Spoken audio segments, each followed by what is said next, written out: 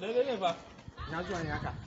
Baba zan dan je akwai macin da nake so yanzu haka nan ina sauriya zan je ga wani macin wallahi. Allah. Wallahi nake ga ma. To aka tuna mun da wani wasa jiya.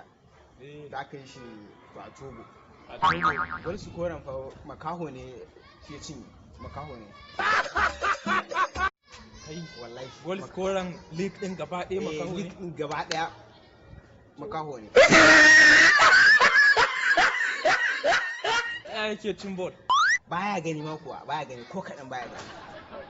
Ai ko abun mamaki ba zai kare ba. Sai ka tuna mai dazun nan na gani a news wani bature tun da aka fara coronavirus fitowanta a duniya gaba ɗaya tun da ya shiga gida har yau bai fito ba. Har yau bai fito ba. Har yau bai fito ba ina gaya maka kuma nan ya ce kokari.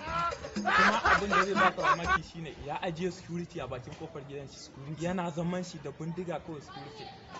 Kawai saboda tsaron lafiyan coronavirus. Wannan cutar shege ne. Sosai ma kuwa kuma da coronavirus ta rasa yadda za ta yi ta kama shi shine ta zo masa a fatalwa ta shiga jikinsa.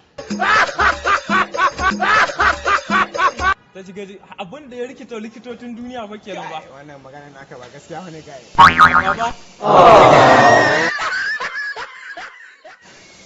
Ku yi subscribing sannan ku danna ƙararrawa ta inda za ku ringa samun sabbin shirye-shiryen idan mun ɗora.